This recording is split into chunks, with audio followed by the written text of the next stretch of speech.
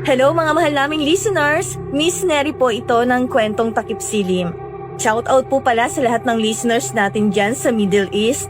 Maraming salamat po sa inyong patuloy na pagtangkilik. Isang mainit na pagbati po sa inyong lahat. Kasing init ang panahon natin ngayong dry season dito sa Pinas. Grabe, naaalala ko tuloy yung nanay ko nung bata pa ako, na lagi akong ginagawa ng homemade palamig sa tuwing sasapit ang ganitong panahon. Gaya nitong iniinom ko ngayon, kayo rin ba? Naranasan niyong gawa ng palamig ng nanay niyo doon? Mukhang marami sa inyo makaka-relate ah. Ibang klase talaga kapag mga nanay no? Lahat gagawin nila maging komportable lang tayo. Pero hindi lang dyan nasusukat ang pagiging ina ha. Gaya na lang ng kwentong ihahatid namin sa inyo ngayong araw. Kaya naman tara na mga katakip silim. Samahan niyo ako para sa isa na namang istorya. Oh, kumusta na si Kuya Roy pare? Napunta agad ako dito nung matanggap ko ang text mo. Salamat sa pagpunta pare. Nawawala pa rin sa Ate Bella. Hanggang ngayon. Tapos itong si Kuya Royet. Ang sabi ng doktor, mukhang nasiraan na nga siya ng bait. Hindi ko alam kung ano ba talaga nangyari sa kanila sa probinsyang yun. Hindi ko na alam ang gagawin ko. Hindi ako papayag. Hindi niya pwedeng makuha ang mga anak ko. Kailangan ko silang itago. Tulungan mo ako, Rafael. Itago natin sila. Hindi sila ligtas sa kanya. Ay, Kuya Roye, tama na please. Ayos lang mga anak mo. Safe sila. Wala namang kukuha sa kanila. Hindi mo ako naiintindihan, Rafael. Kailangan mo silang ilayo. Kukunin niya sila. Huwag mo silang hayaan mapaut.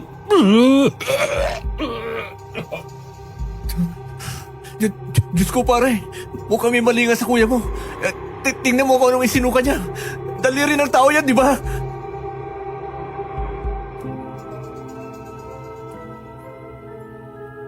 Saan nga ba nasusukat ang pagiging isang magulang?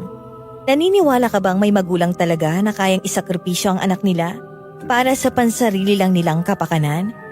Anong gagawin mo kung maipit ka sa isang sitwasyon kung saan may kakayahan kang protektahan ang buhay ng iba pero sarili mo naman ang malalagay sa bingit na kapahamakan? Tawagin niyo na lang akong Fiesta. Yan mismong ipinangalan sa akin ng yumao kong ina dahil ipinanganak niya ako sa mismong araw ng piyesta sa baryong kinalakhan ko. Sa totoo lang, konti lang ang naaalala ko tungkol kay nanay. Maaga kasi siyang sumakabilang buhay nung 5 taong gulang pa lang ako dahil sa sakit sa puso. Habang ang tatay ko naman, hindi ko na nakilala dahil hindi niya naman kami pinanagutan simulat sa pool. Sa kabila ng lahat, binusog naman ako ng aking tatang, ang lolo ko, ng mga kwento tungkol sa kung gaano nga ba kabuting ina ang nanay ko. Dahil doon, bata pa lang ako, pinangarap ko ng maging katulad niya. Sakaling ako naman ang magkaroon ng sarili kong anak. Hindi ko naman akalaing magagawa kong isabuhay agad ang kabutihan niya sa mga batang ni hindi ko naman kadugo.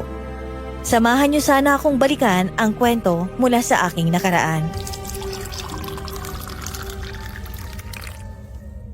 Ay, sa wakas, naubos din sila. Ay, kapagod. Ang dami naman ho kasi nating pasyente ngayon, Tang. Bakit naman kasi tinanggap niyo silang lahat may bukas pa naman? Oh, eto po. Uminom po muna kayo ng tsaa para naman marelax kayo kahit papano. Ay, nakakaawa naman kasi kung papabalikin pa natin sila, iha. Yung iba sa mga yon, mukhang galing pa sa malalayong lugar. Sinadya pa nila tayo rito, kaya hindi ko matim natanggihan sila. Nandun na ho tayo, Tang. Pero sa ginagawa niyo, sarili niyo naman ang napapabayaan niyo. Paano kung kayo naman ang tamaan ng sakit? Di lalo silang kawawa. Hindi naman ako tatablan kaagad ng sakit-sakit na yan, iha. Para saan pa tong mga anting-anting ko sa katawan? Kung di pala ako kayang protektahan nito, malakas pa ako, iha. Huwag kang mag-alala. Tatang, patanda na ho kayo. Hindi na ho kayo pabata. Abay kahit anong galing niyo ang albularyo at antingero, may hangganan din ho yung katawang tao niyo. Kaya sana naman alagaan niyo rin ang sarili niyo. Asus! Nainis na naman itong apo ko. Ay, Oda. Pasensya ka na. Hayaan mo't bukas. Hindi muna ako tatanggap ng pasyente para naman makapagpahinga tayong pareho. Sinabi niyo yan, Tang ha? O siya, sige na. Inumin nyo na nga ho tong tiyaan nyo at baka lumamig na yan. Isang albularyo ang tatang ko. Sa katunayan, marami talaga ang humahanga sa galing niyang manggamot noon. Kaya nga dinadayo talaga kami ng maraming tao. Dahil doon, madalas talagang puno ng pasyente ang bahay namin. Ang mga donasyong nakukuha namin doon, ang ginamit ni tatang para buhayin ako mula nang mawala si nanay. Sapat naman ang kinikita ni tatang doon para mabuhay kami. Pero kulang na kulang yon para makapagtapos ako ng pag-aaral. Kaya nga ng mga panahong yon, halos kung ano-anong racket na ang pinasok ko para lang matupad ko ang pangarap kong maging isang guro, gaya ni nanay. Ay, pasensya ka na talaga, iha. Ang totoo dyan, ginagawa ko lang to dahil gusto kong makatulong sa'yo sa pag-iipon mo ng pangmatrikula. Para naman makabalik ka na sa pag-aaral gaya ng pangarap mo. Sinasabi ko na nga ba tatang naman Hindi niya naman kailangan gawin yun. Ayos lang naman ho ako Makakaipon din ho ako. Sapat na po sa akin na sa tandaan yung yan, tumutulong pa rin kayo sa akin sa mga gastusin dito sa bahay. Kahit na sinabi ko sa inyo noon pa na ako nang bahala sa atin. Abay, bakit naman iasa ko sa'yong lahat, iha? Di ba nga, prinsesa kita? Kung sana'y malakas pa ako hanggang ngayon, hindi mo na sana kinailangan pang tumigil sa pag-aaral. 2 taon na lang, gagraduate ka na dapat. 25 anyos ka na. Dapat kayo natupad mo na ang pangarap mo ngayon. Dahil sa akin, masyado ka natuloy na pag-iwanan ng mga kaedad mo. Bakit tang? May karera ho ba? Wala naman ho sa edad yan Pwedeng-pwede ko pa rin naman pong tuparin ang pangarap ko sa mga susunod na taon. Tiwala lang. Pero kasi apo... Basta. Mangako kayo sa akin na hindi niyo napapagurin ng sarili niyo sa panggagamot ng sandamakmak na pasyente. Para lang makakuha kayo ng mas maraming donasyon. Hindi niyo po kailangan mag-ambag pa sa pangmatrikula ko. Dahil matagal na rin ako nakaasa sa inyo. Malaki na hong nagawa niyo para sa akin. Kaya tang, pakiusap. Huwag na kayo mag-alala sa akin Gusto ko pa hong abutan niyo ako makapagtapos. Kaya sana alagaan niyo pong sarili niyo. Oda. Kapag ganyan ang sinasabi mo, mapapa-oo na lang talaga ako Pangako yan tang Oo naga, sabi. Ayos. Mabuti na yung nagkakaintindihan tayo. Ikaw talagang bata ka, oo. Teka, may kumakatok yata tang. Sadali. Baka pasyente yan. Ako na ang Hindi. Kakasabi ko lang Magpapahinga na ho kayo. Ako nangaharap sa kung sino man yun. Tumayo nga ako at naglakad palayo para buksan ang pinto ng bahay namin. Nakakunot pa ang noo ko noon dahil sa medyo naiinis akong isipin na baka may makulit na namang pasyenteng bumalik. Pero napanganga na lang ako nang ang mabungaran ko sa labas ay ang 2 lalaking mukhang naligaw lang sa lugar namin. Parehong matipuno at halatang may sinabi sa buhay ang mga ito. Pero ang mas nakapukaw talaga ng paningin ko ay yung lalaki nakasuot ng simpleng puting long sleeves polo at itim na slacks. Mukha kasi siyang modelo sa mga magazine. Dahil doon, hindi ko tuloy na malayang natulala na pala ako sa mukha niya kung hindi pa ako tinawag ni tatang. Fiesta, iha. Sino ba yung kumatok na yan? Teka lang ho, tatang. Itatanong ko pa. Sino po sila? Anong kailangan nyo? Magandang gabi sa inyo. Pasensya na kung naabala namin kayo. Ako nga pala si Rafael at ito naman ang kaibigan kong si George. Hinahanap sana namin si Mang Felipe, yung magaling na albularyo. Oo nga, miss. May nagturo kasi sa amin sa kanto na dito raw ang bahay niya. Nandyan ba siya sa loob? Tatang ko siya. Ako si Fiesta, apo niya. Bakit? Anong kailangan niya sa kanya? Apo ka pala niya. Mabuti naman kung ganun. Pwede ba namin siya makausap kahit sandali lang? May kailangan lang sana kaming ihingi ng pabor at tulong sa kanya. Importante lang talaga. Naku, pasensya na kayo Sir Rafael. Kung magpapagamot kayo, bumalik na lang kayo bukas ng umaga. Magpapahinga na kasi si tatang Katatapos lang niyang gamutin yung huling pasyente niya ngayong araw. Miss, babayaran namin kayo na malaki. Kailangan ko lang talaga siya makausap ngayon. Saglit lang to. I promise. Hindi namin uubusin ang oras niyo. Hindi nga ho pwede. Kahit magbayad pa kayo ng malaki, hindi ko pwedeng pilitin ang tatang ko. Pagod na yung matanda. At baka siya naman na magkasakit niyan kung pipilitin ko. Bukas na lang ko kayo bumalik. Miss, sige na. Galing pa kami sa kabilang bayan at matagal namin kayong hinanap. Kailangan lang talaga ng kaibigan ko ang tulong ng lolo mo para sa pamilya niya. Baka pwedeng pagbigyan niyo na kami kahit ngayon lang. Ang kukulit nyo rin naman ano? Sinabi ng bukas na lang eh. Hindi ba kayo nakakaintindi ng salitang pahinga? Mga gwapo sana kayo kasang titigas ang ulo nyo. Sarado na pong tanggapan ni tatang kayo bukas na lang. Akmang isasarado ko na sana ng tuluyan ang pinto at tatalikuran sila nang biglang may dinukot si Rafael mula sa bulsa ng slacks niya. Hinarang niya agad ang braso niya sa pinto para hindi ko isara. Tapos ay iniharap niya sa akin ang isang litrato. 2 bata ang nasa picture. Isang batang lalaki na siguro ay nasa 10 taong gulang at isang batang babaeng mukhang nasa 2 taong gulang pa lang. Titig na titig ako sa mga bata sa litrato.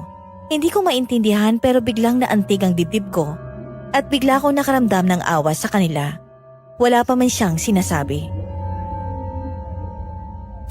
Pamangkin ko sila, miss. At kailangan na kailangan nilang tulong ngayon din. Nasa panganib ang buhay nila. At ang lolo mo lang naiisip ko makakapagligtas sa kanila. Kaya please, parang awa mo na. Panganib? Anong klaseng panganib ba? Hey, Fiesta! Sino ba yung nasa labas at mukhang nagkakataasan pa kayo ng boses dyan? Papasukin mo na at baka mamaya marinig pa kayo ng mga kapitbahay nating natutulog na.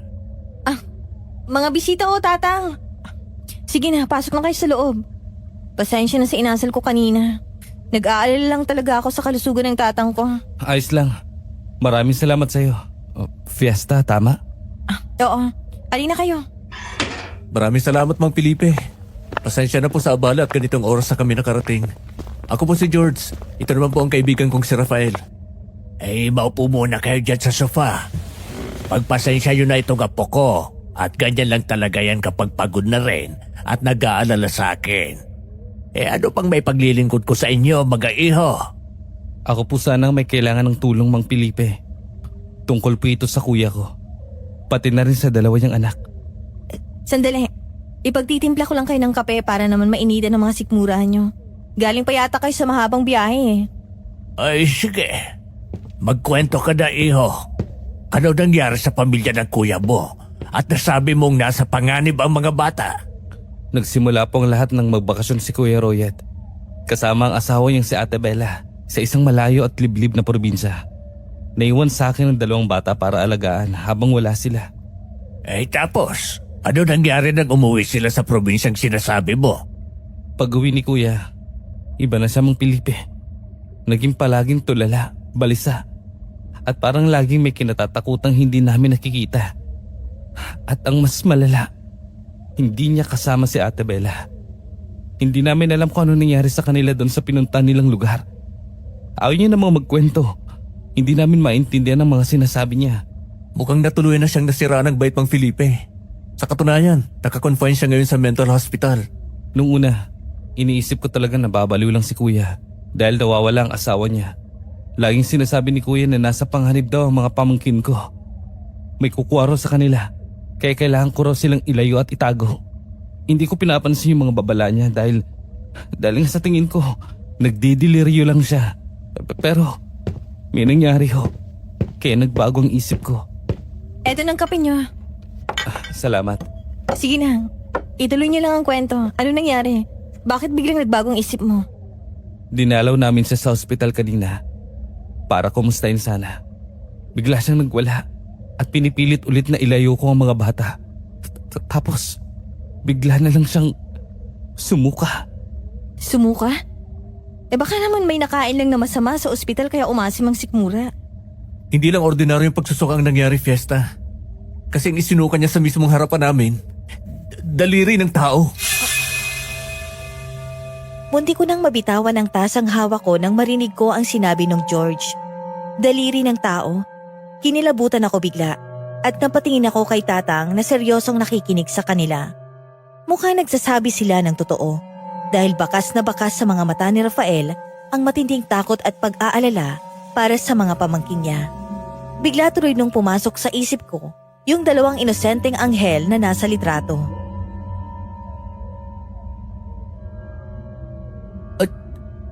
Daliri ng tao ka mo?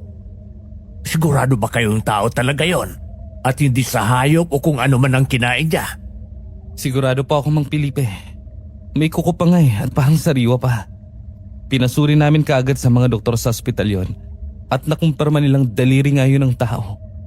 Iniimbestigahan na rin ngayon ng pulisya kung sino may-ari nun. Nang makita ko yun, dun ako kinutuban.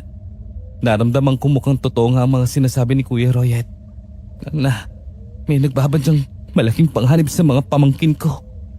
Hindi rin namin alam kung anong klaseng panganib ba yun, Mang Felipe. Fiesta. Kung tao ba o kung anong kababalagan ng kalaban namin. Palagi kasing sinasabi ni Kuya Royet na halimaw daw ang gustong kumuha sa anak niya. Kaya naisip ni Rafael na baka kailangan na namin ng tulong mula sa isang albularyo. May nagrekomenda sa amin na kayo raw ang pinakamagaling dito. Kaya sinadya agad namin kayo. Mang Felipe, kaya po kami nandito. Ay dahil gusto ko sana kayong isama sa amin. Kung pwede ho, dun kayo tumira pansamantala sa bahay namin, sa kabilang bayan. Para maprotektahan niyo mapamangkin ko buong araw. Huwag kayong mag-alala, magbabayad po ako ng malaki. Kahit magkano pa ang hingin niyo, ibibigay ko. Maprotektahan lang sila. Sandali muna. Naiintindihan ko na kailangan niyo ng tulong at naaawa rin ako sa sitwasyon ng mga bata. Pero pasensya na. Hindi niyo pwedeng isamang tatang ko doon. Hindi siya pwedeng tumira sa kabilang bayan para maging bantay ng mga pamangkin mo. Bakit naman hindi? Magbabayad naman ako ng maayos. At titikan kung komportable siya doon sa amin. Ipasusundo at ipapahatid ko pa siya ng sasakyan para hindi siya mapagod sa biyahe. Hindi nga pwede yun. Tingnan niyo nga ang tatang, matanda na siya. Sa tingin niyo ba kakayanin pa ng katawan niyang bumiyahe at makipaglaban sa kung ano man yung nagbabanta sa pamilya niyo? Mahina ng tuhod niyan eh. Madaling mapagod. Sir Rafael, alam niyo ba kung ilang taon na si tatang? Mga 70 or 75? 76 na taong gulang na si tatang. Kaya hindi niyo na siya pwedeng isabak sa ganyang klaseng trabaho. Dito nga lang sa bahay pag nanggagamot siya inaalalayan ko pa siya eh. 96? Oo. Pero ang lakas pa rin yung tingnan na para sa ganyang edad. Pasensya na, hindi ko kasi alam. Pasensya na po, Mang Felipe. Akala ko talaga. So, ibig sabihin ba nito, wala nang pag-asa?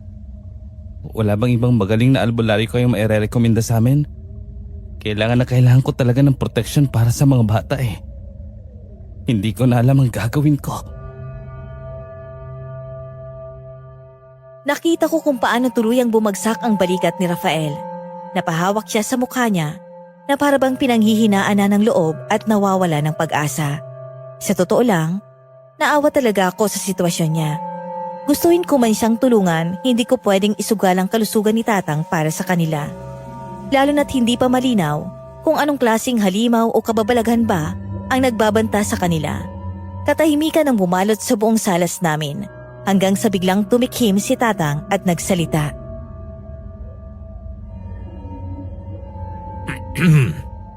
Ay, may solusyon pa dyan, iho. Huwag kang mawala ng pag-asa. Kung gusto mo talagang may magprotekta sa mga pamangkin mo, hindi ako ang dapat mong isama pa uwi sa inyo. Ano pong ibig niyo sabihin, Mang Felipe? May kilala po ba kayong iba na mas mahusay sa inyo? Oo.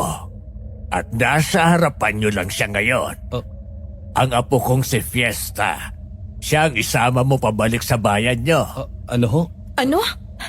Tatang, nahihibang na ba kayo? Bakit akong isasama nila doon? Mang Felipe, hindi po sa minamaliit ko ang apo niyo pero naghahanap po kami ng albularyo. Panganib po ang kakaharapin namin doon. Hindi ordinaryong pag-aalaga ng bata. At bakit? Sa tingin mo ba'y walang alam itong apo ko? Pwes, nagkakamali ka, iho. Lahat ng karunugan ko, lahat ng orasyon at panggagamot, naituro ko na lahat yan kay Fiesta simula nung bata pa siya. Isa rin siyang antingera, pero hindi lang alam ng iba dahil hindi niya ipinapakita at ayaw niyang ipagsabi. Teka, seryoso ba to? Antingera din siya? Oo.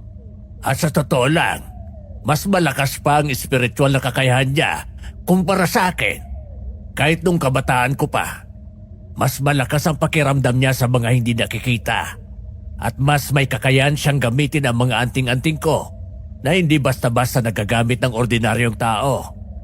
Ang dugo na nananalaytay sa kanya ay gaya ng sa mga sinaunang malalakas sa babaylan. Tatang, huwag niyo namang ibunyag ang lahat ng sikreto natin sa mga taong kararating lang dito. At saka hindi ko naman po gustong pasukin yan. Alam niyo namang gusto ko lang mamuhay ng normal at makapagtapos ng pag-aaral para maging guro, di ba? Hindi ako interesado maging albularyo makipaglaban sa mga nilalang ng dilim. Fiesta, totoo bang sinasabi ng lolo mo? May kakayang ka talagang protektahan ng mga pamangkin ko? Kahit na may alam pa ako, hindi ko gagawin yan. Lalo na't maiiwan si tatang dito ng mag-isa. Sino na lang mag-aalaga sa kanya kung sasama ako sa inyo sa kabilang bayan? Hindi pwede. Ako na lang ang pamilya ni tatang dito at hindi ko siya pwedeng iwan. Hey, sus! Nagdadailan ka pa po. Huwag mo akong intindi dito at kaya ko ang sarili ko. Tatawagan ko na lang ang pamangkin kong si Lando para siya muna makasama at mag-alaga sa akin dito sa bahay. Malapit lang din naman ang tiraan ng tiyuin mong yun dito. Kaya wala kang dapat alalahanin tungkol sa kalusugan ko. Napakamot na lang ako sa ulo ko. Minsan talaga, hindi ko maintindihan si tatang. Pilit niya akong itintulak na sumuong sa mga delikadong sitwasyon. Kahit na ilang beses ko nang sinabi sa kanya na wala akong balak ituloy ang pagiging albularya ko. Ayoko ng gulo. Ayoko ng mga multo o kung anumang kababalaghan. Gusto ko lang magturo sa eskwelahan balang araw. Pero sa kabila ng pagtanggi ko, hindi ko rin maikakailang kinukulit ako ng konsensya ko. Dahil sa 2 batang nakita ko sa litrato. Kahit na nandyan pa si Yolando para magbantay, gusto ko pa rin muna sanang pag-isipan tong inaalok niyo si Rafael. Hindi basta-basta tong hinihingi niyo. Buhay ang pwede maging kapalit nito kapag nagkataon. At 2 batang magiging responsibilidad ko. Baka pwedeng bukas ko na lang ibigay ang desisyon ko sa inyo. Naintindihan ko. Masyado nga itong mabigat na pabor. Lalo na't ngayon lang tayo nagkakilala at nagkita. Pero sana pag-isipan mong mabuti. Sila na lang natitira kong pamilya. Maliban sa kuya kong nasa ospital. Hey, Fiesta po. Tumingin ka nga ng diretso sa mga mata ni Rafael. Pagmasdan mo yung litratong dala niya kanina at isipin mo ang mukha ng mga pamangkin niya. Kakayanin ba talaga ng konsensya mong matulog ng maimbing sa gabi habang alam mong anumang oras ay baka kunin at mapahamak yung 2 anghel na yon? Kayong may kakayahan ka namang iligtas sila. Tatang naman nangungonsensya pa talaga kayo. Nagsasabi lang ako ng totoo po. Sayang ang galing at lakas na ibinigay sa'yo ng may kapal kung hindi mo gagamitin para tulungan ang mga walang kalaban-laban. Sige, tatanungin kita ulit. Maaatin mo ba talagang magsawalang bahala habang nasa bingit ng kamatayan ang mga inosenteng batang yon? May point ang lolo mo, miss. Ay, ano pa nga bang magagawa ko? Parang wala na rin naman akong kawala sa konsensya ko at kay tatang eh. Ibig sabihin ba niyan, pumapayag ka na? Tutulungan mo na kami? Oo na, sige na, pumapayag na ako. Pero may kondisyon ako, Sir Rafael. Sasama ako sa bahay niyo pero bilang taga-alaga at bantay ng mga bata. At palihim ko silang poprotektahan laban sa kung anumang kababalagang kinasangkutan ng mga magulang nila. Hindi pwedeng malaman ng ibang tao dun kung sino talaga ako at kung anong kakayahan ko para hindi rin ako mapahamak ng basta-basta. Walang problema. Ako at si George lang ang makakaalam nito. Ipapakilala kita sa loob ng bahay bilang bagong kasambahay o yaya nila kung yun ang gusto mo mangyari. Isa pa, dahil delikado itong papasukin ko, kailangan tapatan mo ng maayos na magiging sahod ko ha. Gagamitin ko rin yung kikitain ko dito para makabalik na ako sa pag-aaral ko. Kapag natapos ng problema nyo at kapag ligtas ng pamilya nyo. Oo naman. Nasabi ko na sa'yo kanina, di ba? Babayaran kita ng kahit magkano. Basta lang masiguro ko ang kaligtasan ng mga pamangkin ko. Mula umaga hanggang gabi. Fiesta, maraming salamat talaga. Utang ko sa'yo ang buhay ng pamilya ko. Huwag ka muna magpasalamat at hindi pa natin nalulutas ang problema mo. Umuwi na nga muna kayo at magpapahinga na kami maglolo. Sige. Aalis na kami para makapagpahinga na kayo.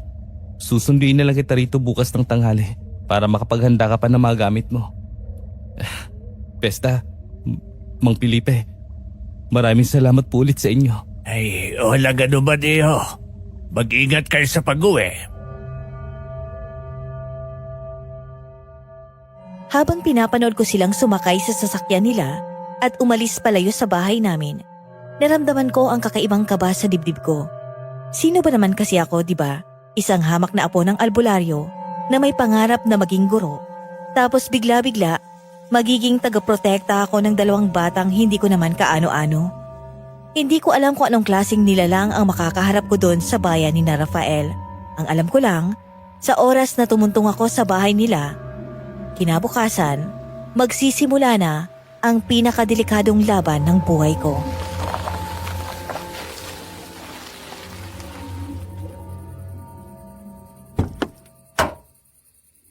Nandito na tayo, Fiesta.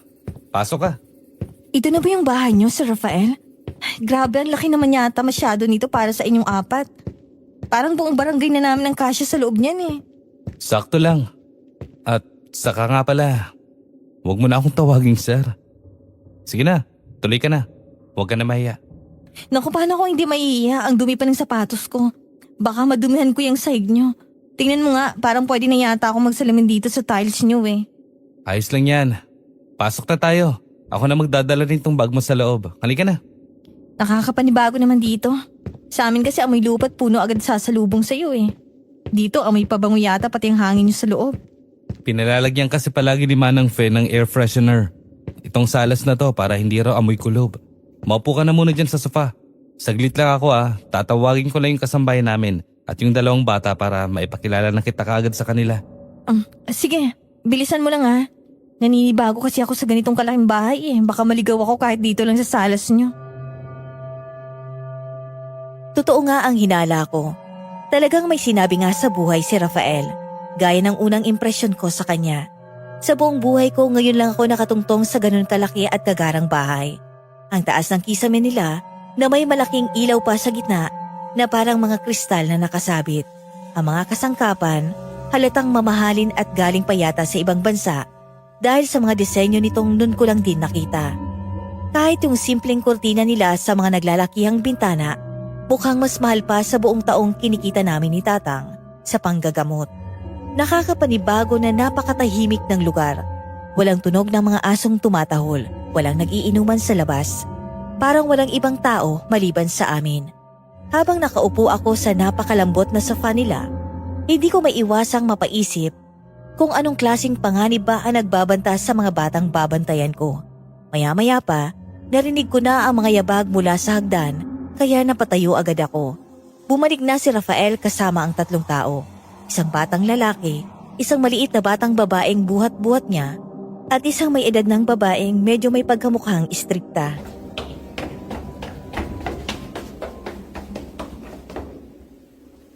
Fiesta, sila yung sinasabi ko sa'yo. Ito si Ronnie at Maya, mga pamangkin ko. Ito naman si Manang Fe. Siya ang punong kasambahay dito. Magandang gabi po sa inyo. Pasensya na po kung ginabi na kami ng dating. Manang Fe, siya naman po si Fiesta. Siya yung bagong makakasama niyo rito sa bahay. Siya rin po ang tutulong sa inyo sa pag-aalaga kina Ronnie at Maya. Magandang gabi naman sa iyo, Fiesta. Inaasahan ko ang tulong mo lalo na't palaging abala itong si Rafael sa trabaho niya at madalas akong naiiwang mag-isa sa mga bata. Makakaasa po kayo, Manang Fe. Gagawin ko po ang lahat ng makakaya ko para matulungan kayo dito sa bahay. Lalo na sa pagbabantay ng 2 bata. Sanay din po ako sa mga gawain. Ronnie, mag-hello ka kay Ate Fiesta mo. Siya magiging bagong yaya niyo ni Maya. Simula ngayon, palagi na siyang makakasama araw-araw. Hello po, Ate Fiesta. Marunong po ba kayong magluto? Sana po masarap po kayong magluto katulad ni Mama. Hello sa'yo, Ronnie. Huwag ka mag-alala. Marami akong alam na masasarap na lutong siguradong magugustuhan nyo ng kapatid mo. Ako magluluto ng agahan nyo bukas. Pasensya ka na at mukhang hindi na makakapag-hello itong si Maya. Nakatulog kasi sa ulit pagbaba namin Kaya buhat-buhat ko ngayon. Kanina pa kasi ito naghihintay sa atin Ibinaba ko lang talaga sila saglit para maipakilala sa'yo. Akala ko pa naman, magigipagkulitan pa tong 2 kaso mukhang pareho na pala silang lobat. Ayos lang yan. Ang himbi nga ng tulog niya Ang ganda at ang pogi ng mga pamangkin mo, sir, parang mga anghel. Kung gusto mo, ako na ang mag-aakyat kay Maya sa kwarto niya, Rafael, para naman makapagpahinga na rin itong si Fiesta dahil mukhang pagod na pagod sa biyahe. Sige Manang Fe, salamat po. Pakiakyat na lang muna itong si Ronnie, tapos si Maya. Susunod na rin po kami at ihatid ko lang sa Fiesta sa magiging kwarto niya para makapag-ayos na siya ng mga gamit niya. Naku, nakakaya naman po. Ako na po sana magbubuhat. Ako naman pong mag-aalaga sa kanila simula ngayon. Hayaan mo na, Fiesta. Bukas na bukas din ay sayo na ang buong responsibilidad sa kanila. Kaya lubos-lubusin mo na ang pagpapahinga mo ngayong gabi. Sige na, mauna na kaming bumalik sa taas. Halika Fiesta, sunod tayo sa taas. Kukunin ko lang tong isa mong bag. Wag na, ako na magdadala niyan. Nakakaya naman sa'yo, pinagbubuhat pa kita ng gamit ko boss kita. Ano, ako na Fiesta, ako na. Magalang naman to Sumunod ka na lang sa akin sa taas at ipapakita ko sa iyo ang kwarto mo. Sumunod na nga ako kay Rafael habang umaakit kami sa ikalawang palapag ng bahay. Pakiramdam ko nasa palasyo ako habang humahakbang sa malapad at mahabang hagdanan nilang gawa sa makintab na kahoy. Bawat hakbang ko, takot na takot akong baka magasgasan ko yung sahig dahil sa sapatos ko. Pagtungtong namin sa taas, bumungad sa akin ang isang mahabang pasilyong may mga nakasabit pang naglalakihang litrato ng pamilya at mga painting na mukhang mamahalin din. May mga pasupa ng halaman sa gilid na hindi ko alam kung totoo ba o hindi. Huminto kami sa isang puting pinto. Nakatabi lang daw ng kwarto ng mga bata. Nang buksan niya ito at binuhay ang ilaw, literal na napanganga na lang ako. At parang umurong ang dila ko. Hindi ko inaasahan na ganun kaganda at kalaki ang ibibigay niyang kwarto para sa akin. May napakalaking kama sa gitna na may makapal at puting-puting kumot. May sariling banyo sa gilid, malaking aparador at may sarili pang aircon na nakabukas na at nagpapalamig sa buong kwarto. Parang kwarto ng isang prinsesa sa mga palabas sa telebisyon. Ito ang magiging kwarto mo Fiesta. Katabi lang yan ang kwarto ni Ronnie at Maya. Manipis lang yung padar sa pagitan para marinig mo kaagad sila at madali mo silang mapupuntahan kung sakaling kailangan. Sandali, sigurado ka ba dito? Kwarto ko talaga to? Oo naman. Bakit? May problema ba? May kulang ba dito na gusto mong idagdag ko? Sabihin mo lang. Ipapabili ko bukas kay Manang Pe. Walang kulang. Ang totoo nga niyan. Sobra na yata to. Mas malaki pa yata tong kwarto ko kaysa sa buong bahay namin ni Tatang dun sa probinsya. Baka naman kwarto niyo ito at nakikitulog lang ako. Baka magalit ang kuya mo kapag umuwi siya rito. Hindi Fiesta. Bakante talaga yung kwarto na yan.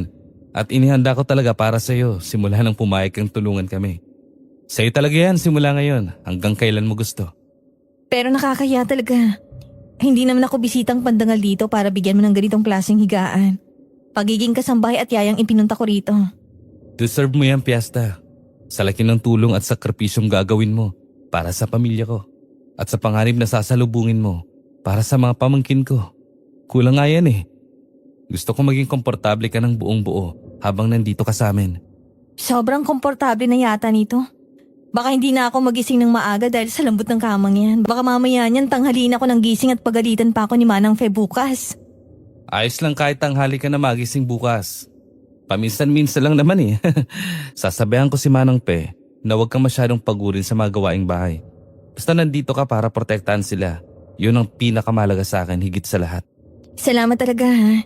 Nakakapanibago lang. Pero susubukan kong masanay. Pangako, gagawin kong trabaho ko ng maayos para hindi masayang itong pagpapatira mo sa akin sa magandang kwartong to. Wala in Fiesta.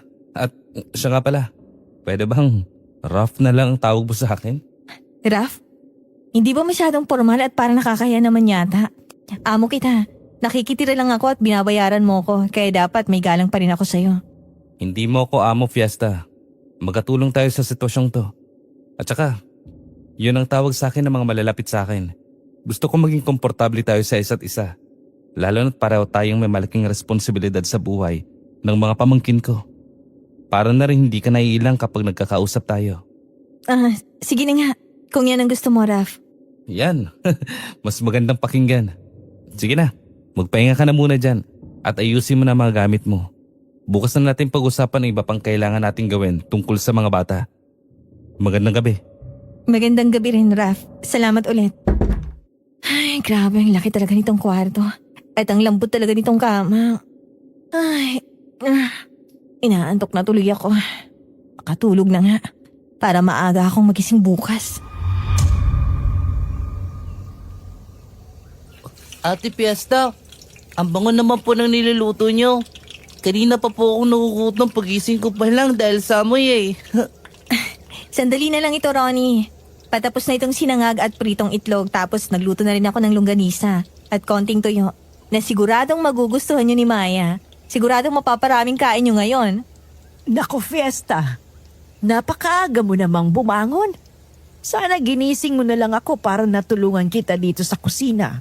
Ako na sana ang naghanda ng almusal ng mga bata gaya ng nakasanayan ko tuwing umaga. Nakakahiya naman sa'yo na ikaw pa ang naunang magluto. Naku, Manang Fe, ayos lang po. Sanay po akong gumising ng maaga tuwing madaling araw para ipagluto ang tatang ko dun sa amin. Hayaan niyo na po ako maghanda ngayon para matikman din ni na Ronnie ang mga luto ko. Magpapahinga rin naman po ako mamaya kapag tapos na silang kumain. Yay! Aba, kung makayehe kang bata ka, akala mo naman nakatikim ka na ng tuyo at longganisa. Ay, bakit po, Manang? Hindi pa ba sila nakakatikim nito? Hindi. Hindi ko kasi pinagluluto ng ganyan noon dahil hindi ko alam kung magugustuhan nila. Pero base dito sa reaksyon ni Ronnie, mukha namang gusto niya. Halos maglaway na eh. Naku, wag kang mag-alala, Ronnie. Magugustuhan mo to. Maraming bawang ang inilagay ko dito sa sinangag para mas masarap. Oh, eto na. Umupo na ka dyan sa silya para makapag-umpisa na kayo mag-almusal habang mainit pang pagkain. Maya, bunso, halika rito sa tabi ko. Susubuan na kita. Tulungan na kita dyan sa mga plato, Fiesta. Mukhang gaganahan nga ang mga bata ngayon. Bihira ko silang makitang ganito kasigla sa hapagkainan, lalo na nung mga nakaraang linggo. Mukhang gusto ka nila. Salamat po, Manang Fe. Oh, tikman nyo na mga bata. Ronnie, sabihin mo sa akin kung kulang sa alat o kung may ayaw ka dito, ha? Oh, ayan na pala si Rafael. Mabuti naman.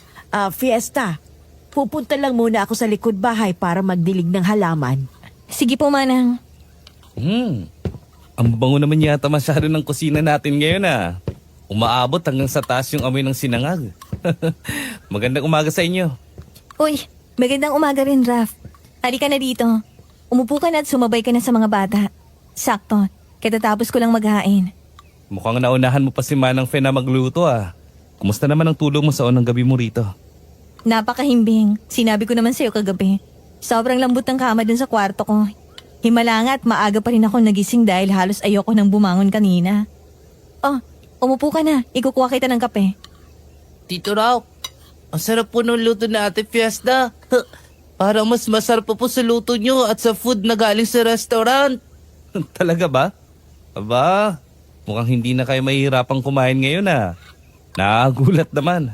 Dati kasi Fiesta, kailangan ko pang pilitin at habulin sa buong bahay itong si Ronnie para lang ubusin ang almusal niya. Tingnan mo ngayon, ang gana-ganang kumain. Namumualam na ang bibig. Minsan kailangan din nilang matikman ang lutong bahay na pamprobinsya para ganahan sila. Baka naghahanap lang sila ng bago sa panlasa nila, lalo na't mga bata pa eh. Baka nga. Pero impressed talaga ako, Fiesta. Ang tagal ko nahirapang pakainin sila. Simula lang dumating sila rito dahil palagi na lang silang matamlay. Salamat talaga ha. At nandito ka. Wala yun, Raf. Ganon din naman ang ginagawa ko sa amin araw-araw. Kaya wag mo nang isipin yun. Ang mahalaga ay busog sila palagi at malusog ang katawan nila para iwas sakit. Teka, masarap nga to ah. Baka pati ako. Maparami ng kain. At lumaki na ang tiyan ko simula ngayon dahil sa luto mo. Ang sarap ng timpla ng sinangag. Alam mo ikaw, bolero ka rin ano? Sumama kayo. Akin kayo. Kukunin ko kayo. Sino yun? Oh, Fiesta? May problema ba? Bakit bigla ka natigilan dyan? Raf, hindi mo ba narinig yun? May boses ng babae ako narinig na bumulong. Ha? Anong babae? Tayo-tayo lang naman ang nandito, Fiesta. Sigurado ka ba? Sigurado ako, Raf. May narinig talaga akong nagsalita. Oh, teka, akin na muna si Maya. Halika rito sa likod ko, Ronnie. Bilis! Teka, Fiesta, ano ba nangyayari sa'yo? Bakit mo chinecheck yung buong katawan ng mga bata? Ano bang hinahanap mo dyan? Raf, kumuha ka ng bimpo o kahit anong malinis na panyo. Bilis! Dumudugong tenga ni Maya.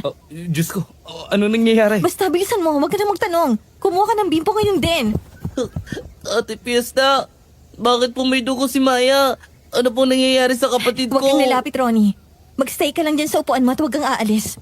Heto na ang malinis na pamunas, Fiesta. Ano bang nangyayari sa bata? Diyos ko, ang daming dugo. Fiesta, bakit biglang nagkaganyan ng tenga ni Maya? Nauntog ba siya sa silya? Wala naman akong narinig na ingay ha. O di kaya may nakapasok ba na insekto sa tenga niya? Dalhin na kaya natin siya sa ospital. Hindi siya naumpog o pinasukan ng insekto, Raf. Tumahimik muna kayong lahat. Kailangan ko mag-focus sa ginagawa ko. Idinikit ko ng mariin ang malinis na bimpo sa mismong butas ng kanan at kaliwang tenga ni Maya. Habang ginagawa ko yun, malinaw na malinaw pa rin sa pandinig ko ang kakaibang boses ng babaeng kanina pa bumubulong. Hindi lang basta boses na nakalutang sa hangin. Para itong direktang nanggagaling sa loob ng utak ko. Na tila ba sinusubukan itong mag-iwan ng marka sa kamalayan namin. Ramdam na ramdam ko ang biglaang pagbaba ng temperatura sa buong kusina at ang nakakapasong lamig na bumalot sa balat ko. Isang malakas na puwersa ang sumusubok na umangkin sa dalawang bata. Pikit mata akong bumulong ng isang sinaunang orasyong itinuro sa akin ni Tatang. Mga salitang ginagamit para itaboy ang anumang maitim na presensyang sumusubok pumasok sa malay ng isang tao. Itinapat ko ang kabilang kamay ko sa tuktok ng ulo ni Maya para magsilbing harang ng enerhiya niya. Pero habang binibigkas ko ang mga huling salita ng orasyon, naramdaman ko ang matinding pag-init ng aking mukha at kasabay noon ay ang mabilis at mainit na pag-agos ng likido mula sa dalawang butas ng ilong ko. Fiesta, dumudugo na rin ang ilong ni Maya. Teka, pati ang ilong mo, dumudugo. Ano ba nangyayari sa inyo? Jesus Mariosep, ano ba yan, Fiesta? May sakit ba kayo? Diyos ko, baka may nakain kayong masama sa agahan natin. O di kaya'y binabalingoy-ngoy kayo? Wala kami nakain, Manang. Raf, tulungan mo akong hawakan si Maya. Kailangan kong diinan tong tenga niya habang hindi pa tumitigil ang pag-agos ng dugo. Huwag niyo ako intindihin, ayos lang ako. Hindi ko na kaya to. Dadalhin ko na kayo sa ospital. Kukunin ko lang susi ng kotse sa itaas. Huwag kang aalis ng bahay. Dito lang tayo sa loob. Walang lalabas kahit isa sa atin hanggat hindi ko sinasabi. Anong walang lalabas? Baka kailangan nyo nang madala sa doktor. Hindi natin kailangan ng doktor ngayon, Raf. May sumusubok na pumasok sa mismong proteksyon ko. Kung wala akong kaalaman sa pagtataboy ng masamang enerhiya, baka pareho na kaming bumagsak ni Maya rito. Dahil sa tindi ng atake ng nilalang na yon. May kinalaman dito ang boses na naririnig ko kanina. Kung ganun, sino yun? Boses po yun ni Mama. Para akong binuhusan ng malamig na tubig sa narinig kong yun mula sa bibig ni Ronnie. Nagkatinginan kami ni Rafael. Pareho kaming nagulat at hindi agad nakapagsalita. Ang buong inakala ko, isang ligaw na kaluluwa o halimaw sa labas ang sumusubok na manakot sa amin. Pero ang sariling inapala ng mga bata. Bigla na lang tumakbo si Ronnie papalapit sa akin. Yumakap siya ng napakahigpit sa bewang ko at ibinaon ang mukha niya sa damit ko. Saka nagsimulang humagulgol ng malakas. Isang iyak na puno ng matinding takot at panginginig. Kahit may bakas pa ng dugo ang isang kamay ko, hindi ko naiwasang haplusin ang likod niya at yakapin siya ng mahigpit pabalik para iparamdam na ligtas siya sa mga bisig ko.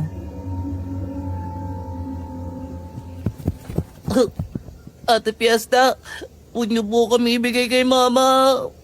Huwag niyo po kami papuntahin sa kanya. Ronnie, anong sinasabi mo? Mama mo yun. Si Ate Bella yun. Bakit ka natatakot sa sarili mong mama? Alam mong mahal na mahal ka nun, di ba? Hindi na po siya si Mama. Ibang-iba na po siya. Itago niyo po kami ni Maya. Parang awan niyo na. Ayoko na po siya makita kahit kailan. Nandito lang ako, Ronnie. Hindi ko kayo ibibigay kahit kanino. Pero kailangan mong sabihin sa amin kung bakit ka natatakot ng ganito. Ano bang ginawa sa inyo ng mama mo dun sa probinsya bago kayo umalis? Sasaktan niya po kami, Ate Fiesta. Sasaktan niya po kami ni Maya. Kasama nung monster kapag nakuha nila kami. Monster? Anong monster ang sinasabi mo, Ronnie? Baka naman nagkaroon ka lang ng masamang panaginip kagabi kaya... Hindi po ako nanaginip, Tito Ralph. Totoo po yung nakita ko. Nung gabi po bago kami umalis kasama si Papa, nakita ko po si Mama sa may likod ng bahay namin sa probinsya. May kausap po siyang malaking monster. Nakita mo mismo ang itsura ng kausap ng mama mo? Anong itsura niya, Ronnie? Ikwento mo sa akin ang lahat ng natatandaan mo. Ang laki-laki niya po. Maitim po yung buong katawan niya. Tapos, ang haba po ng mako ko. Nakatayo lang po siya sa dilim pero nakita ko po nakatingin siya sa amin ni Maya sa bintana. Tapos narinig ko po si Mama. Sinasabi niya sa monster na huwag na daw po siyang saktan. Ibibigay na lang daw po niya kaming dalawa ni Maya sa kanya. Basta hayaan lang daw siya mabuhay. Imposible yan. Hindi magagawa ni Ate Bella na ipagpalit ng buhay niyo para sa sarili niya. Ronnie, kilala ko ang mama mo. Hindi niya kayo ipapahamak. Baka ibang tao yung nakita mo o baka namamalikmata ka lang dahil sa dilim. Raf, maniwala ka sa sinasabi ng bata. Malinaw ng lahat ngayon. May kinalaman ng asawa ng kuya mo sa lahat ng nangyayari. At malamang, pati sa kondisyon ng kuya mo sa ospital ngayon. Si Ate Bella, paano mangyayari yung fiesta? Mabuting tao si Ate Bella. Kilala ko siya mula pa nung magdobyo pa lang sila ni kuya. Hindi siya asawang o maligno o kung ano man. Isang normal na tao lang siya na nangangarap na magkaroon ng masayang pamilya. Tao nga siya, Raf. Pero narinig mo ang kwento ni Ronnie. Nakipagkasundo ang asawa ng kuya mo sa isang masamang elemento. Maraming taong gumagawa niyan. Lalo na kapag naiipit sila sa isang sitwasyon kung saan nakatayang buhay nila o ang kayamanan nila.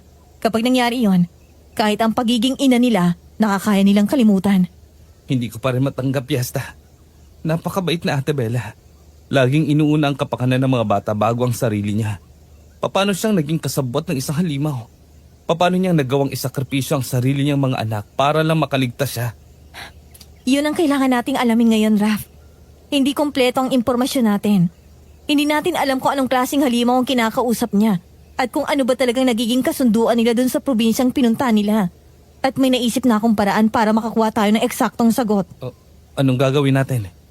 Hindi natin alam kung nasan siya ngayon o kung paano siya hanapin. Mukhang hindi rin natin siya makikita ng ganun-ganun lang. Kahit subukan natin. Hindi natin siya hanapin. Pupunta natin ang Kuya Roy at mo bukas mismo. Siya lang ang makakasagot sa mga tanong natin kung ano ba talagang nangyari sa kanila nung gabi bago sila bumalik dito. Nasa ospital siya, Fiesta. At nawawala siya sa sarili. Nagwawala siya tuwing nagigising. Hindi stable ang lagay niya. Hindi tayo makakakuha ng matinong sagot mula sa kanya kahit magmakaawa pa tayo. Akong bahala. Ibang paraan ng pagtatanong ng isang albularyo sa paraan ng mga ordinaryong doktor. May mga orasyon akong pwedeng gamitin para pakalmahin ang kaluluwa niya at paliwanagin ang isip niya kahit panandalian lang. Handa ka bang sumama sa akin bukas para alamin yung totoo? Kung makakatulong niya para malinawan tayo sa lahat ng to. At kung mapoprotekta nito mga pamangkin ko, sasama ako sa iyo. Gagawin ko ang lahat para matapos na to. Mabuti. Maayos na si Maya. Pwede na tayong kumalma. Ang mabuti pa, kayo na munang bahala sa mga bata at magsisindi lang ako ng insenso. Teka, Fiesta Rafael, ano ba talagang nangyayari? Naguguluhan ako sa mga pinag-uusapan nyo. Isa pa, Fiesta, ano ba talaga ang trabaho mo rito? Kung tama ang kutob ko, hindi ka nagpunta rito para maging isang ordinaryong kasambahay lang, ano? Pasensya na po kayo, Manang. Sa ngayon ho, huwag na muna kayo magtanong tungkol dito. Basta sundin na lang ho muna natin si Fiesta. Ikakwento ko rin po sa inyong lahat kapag may pagkakataon. O siya, sige. Basta't siguraduhin nyo lang na hindi mapapahamak ang mga alaga ko. Ronnie, Cam, umakyat na tayo sa kwarto niyo ni Maya. Patutulugin ko na kayong dalawa. Gabi na kasi. Opo Ate Fiesta, pero pwede po bang doon ka muna po sa kwarto namin? Natatakot po kasi ako eh. Baka mamaya po marinig ko ulit yung boses ni Mama habang tulog po kami. Huwag ka mag-alala, Ronnie. Sasamahan at babantayan ko kayo ng kapatid mo para masiguro nating safe kayo. Akong bahala sa inyo, ha? Okay? Opo, basta po dito lang po sa tabi namin kayo matutulog ha. Huwag niyo po kaming iwanan ni Maya.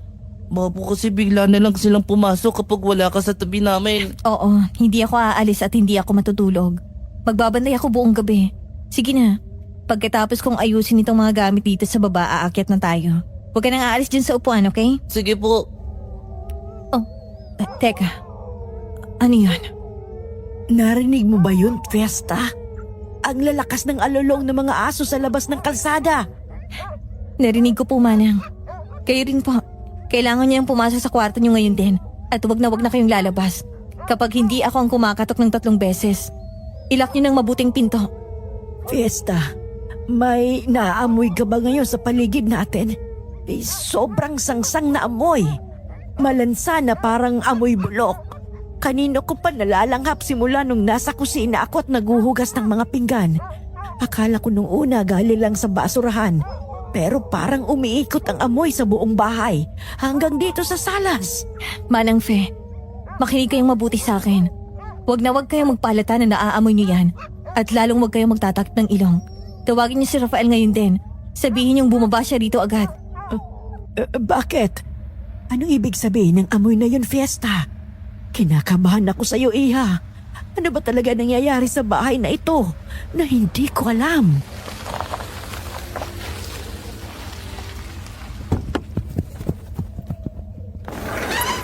Ralph? Nasaan si Ralph? George! Diyos ko, ginulat mo naman ako. Anong nangyayari sa'yo? Bakit ka nagmamadali at pinagpapawisan ka ng ganyan na para kang hinahabol ng kabayo? Nasaan si Rafael? Kailangan ko siya makausap ngayon na. Asan siya, Manang Fe? Fiesta! George, huminahon ka. Ano bang nangyayari? Pare, bakit? Nasagdan pala ako, naririnig na kita. Ano bang problema? Ba't ka sumisigaw ng ganyang kalakas dito sa loob ng bahay? Ralph, may nakita ako doon sa labas kanina pagkaparada ko ng kotse. May nakita akong hindi ka panipaniwala. Ano ba nakita mo, pare? May nakita akong taong nakatayo sa ibabaw ng bubong ng veranda niyo mismo. Taong nakatayo sa bubong? Anong ginagawa ng isang tao sa ganyang kataas na lugar sa gitna ng gabi? Hindi ko alam, Manang Fe, kung tao ba talaga siya o kung anong klaseng nilalang. Matagad siya. Sobrang tangkad kaysa sa ordinaryong tao. Walang kahit anong sapyot sa katawan niya. At nung gumalaw siya, Ralph, may pakpak siya. Malalaking pakpak na parang sa paniki. Saang bubong mo nakita, George? Saang banda? Sa ibabaw mismo ng veranda sa second floor. Sa may tapat ng bintana ng kwarto ni Ronnie. Sa kwarto pa talaga ng mga bata? Kailangan nating umakyat. Tignan kung nakapasok na. Huwag kang aakyat, Raf. Walang aakyat at lalong walang lalabas. Manang Fe, kunin yung mga bata ngayon din. Diyos ko po, anong gagawin ko sa kanila, Fiesta? Dalhin niyo sila sa pinakaligtas na kwarto dito sa baba. Ilak niyong pinto at huwag kayong magbubukas kahit anong mangyari. Huwag kayong gagawa ng ingay. Ate Fiesta, natatakot po ako. Yung monster nandyan na. Ronnie, tumingin ka sa akin. Walang kukuha sa inyo. Akong bahala. Sumama na kayo kay Manang Fe. Bilis! Halika na, Ronnie. Dito tayo sa kwarto ko sa ilalim ng hagdan. Walang bintana doon. Hindi pwede magtago lang tayo rito habang may nakatungtong na demonyo sa bubong natin. Ano gagawin natin, Ralph? Tumawag na ba tayo ng pulis ng barangay? Walang magagawang pulis dito. Mabuti pa. Tapusin na natin to ngayon. Ralph, ano yan? Bakit may baril kang nakatago dito sa salas? May lisensya to, pare. Nakatago to para sa mga magnanakaw. Pero mukhang sa iba ko pa magagamit ngayon. Ako nang lalabas at babariling ko kung anumang hayop ang nasa bubong. Akin na yan. Huwag kang magmamarunong sa mga bagay na hindi mo naiintindihan. Bakit mo inagaw, Fiesta? Marunong ka bang gumamit yan? Mga ngaso ang lolo ko. Bago pa siya naging albularyo. Tinuruan niya ako humawak ng baril, bata pa lang ako. Kaya huwag kayong mag-alala. Ako ang lalabas at ako ang gagamit nito. Dito lang kayo, George. Bantayan niyo ang pinto ni Manang Fe. Fiesta, sigurado ka ba? Basta, bantayan niyo ang pinto. Wala na silang nagawa ng agawin ko ang baril mula kay Rafael. Nanginginig man ang mga kamay ko, alam kong ako lang ang may kakayahang harapin ang nilalang na nasa labas ng mga sandaling yon. Hindi tinatabla ng ordinaryong tingga ang mga aswang. Kung si Rafael ang bumaril doon, mag-aaksaya lang siya ng bala at mas lalo pa niyang gagalitin ang halimaw. Mabilis kong binuksan ang main door ng bahay at lumabas sa bakuran. Agad na sumalubong sa akin ang napakasangsang na amoy. Mas malala pa sa nabubulok na bangkay ng hayop. Pagtingala ko sa veranda sa ikalawang palapag, nakita ko ang sinasabi ni George. Isang napakalaking figura ng lalaki. Nakatingkayad sa mismong gilid ng bubong. Wala itong saplot. Maitim ang buong katawan at sa likod nito ay may nakatiklop na malalaking pakpak na kamukha ng sa paniki. Nakatingin ito ng diretso sa akin at nakita ko ang pamumula ng mga mata nito sa dilim. Dinig na dinig ko ang pag-atungal at pag-angil nito na parang asong ulol.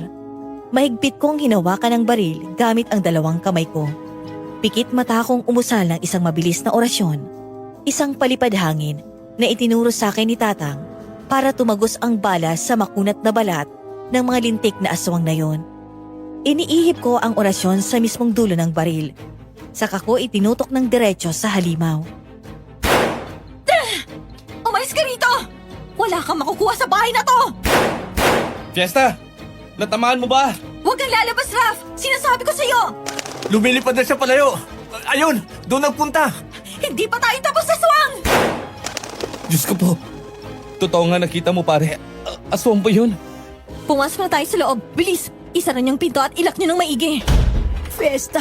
Rafael! Narinig ko mga putok ng baril. Anong nangyari? Wala na ba yung nasa labas? Wala na po, Manang Fe. Naitaboy ko na. Ligtas na kayo. Ligtas ng mga bata. Panginoong mahabagin! Anong klaseng gulo ba itong pinasok nyo? Rafael, sino ba talaga itong si Fiesta? Bakit siya may hawak na barel? At bakit siya ang humarap sa kung ano man yung nasa labas? Manang, huminahon po kayo. Ipapaliwanag po namin sa inyong lahat. Maupo muna kayo dito sa sofa at kukuha ako ng tubig.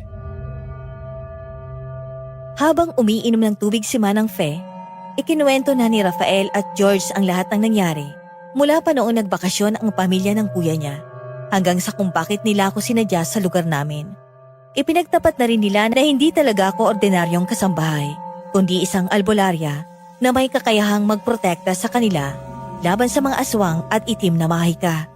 Nakita ko ang takot at gulat sa mga mata ng matanda. Hindi niya siguro lubos akalain na ang mga kwentong kababalaghan na naririnig lang sa radyo at nababasa sa comics noon ay mismong nangyayari na sa loob ng bahay na matagal niya nang pinagsisilbihan. Naiintindihan niya ang lahat, pero hindi maitatago ang panginginig ng mga kamay niya. Wala naman akong magawa kundi hawakan ang mga kamay niya para iparamdam na hindi ko sila pababayaan. Kahit si George, nagpa siyang wag muna kaming iwan doon para madagdagan ang mga lalaki sa bahay. Kinabukasan ng umaga, matapos naming masigurong may mga nakasabit ng pangontra sa bawat bintana, nagpasya na kami ni Rafael na puntahan si Kuya Royat sa ospital. Iniwan muna namin si Manang Fe kasama ang 2 bata sa bahay. Pero pinabantayan ito ni Raf sa driver niya. Tutal ay 5:00 pa naman ang hapon ang uwi nito. Kailangan na naming malaman ang buong katotohanan. Kailangan na naming marinig mula mismo sa kuya niya kung bakit inaatake ng isang aswang ngayon ang mga anak nila.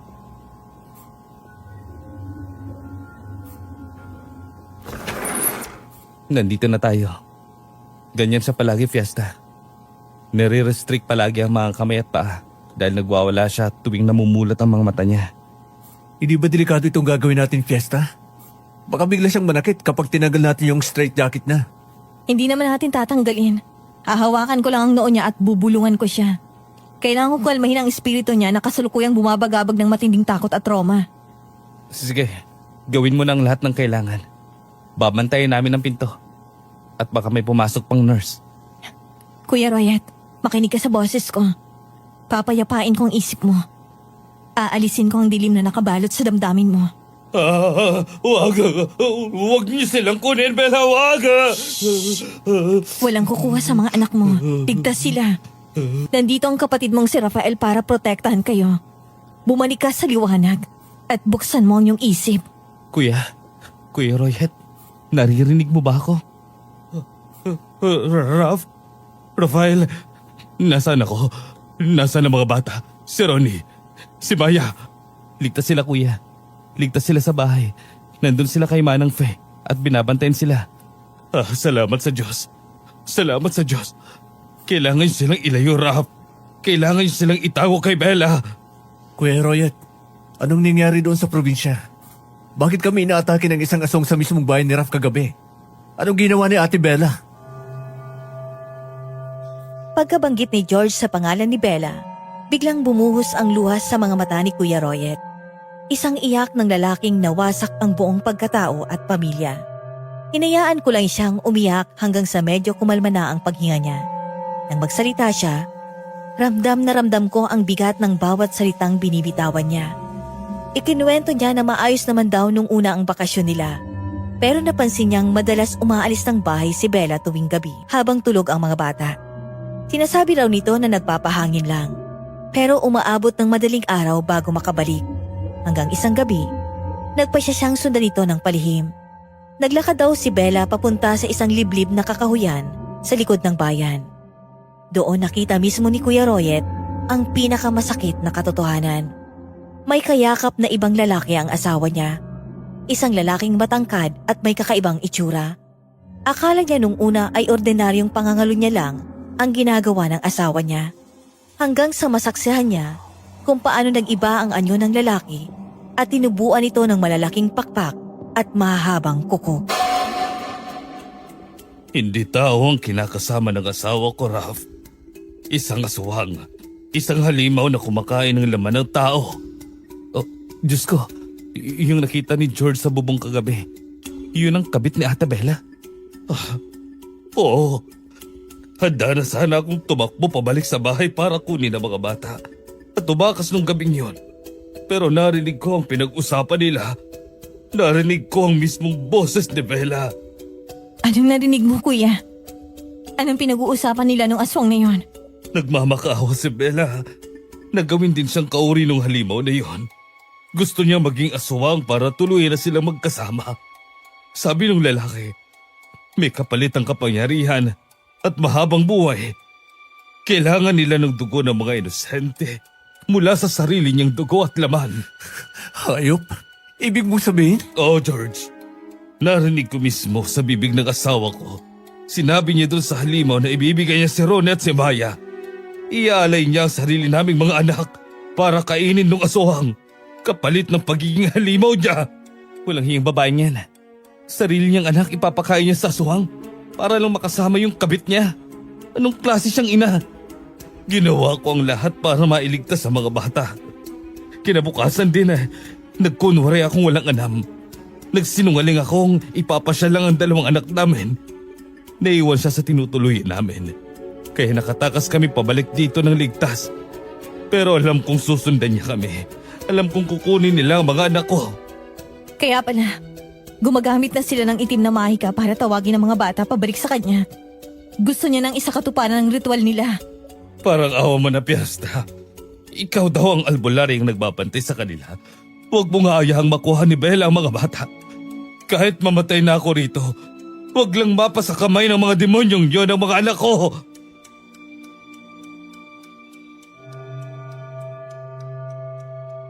Hindi ko mapigilang makaramdam ng matinding pandidiri at awa pagkatapos marinig ang lahat ng yun. Awa para kay Kuya Royet na nawasak ang pamilya at para kina Ronnie at Maya na walang kaalam-alam na ang mismong ina nila ang maghahatid sa kanila sa kamatayan. Sa buong buhay ko bilang isang albularya, nakaharap na ako ng iba't ibang klase ng mga maligno, engkanto at mga ligaw na kaluluwang nananakit ng tao.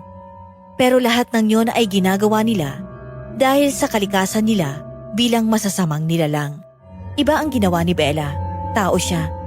Isang ina na nagdala sa mga batang yon sa sinapupunan niya ng 9 na buwan hanggang sa mailuwal niya sila sa mundo.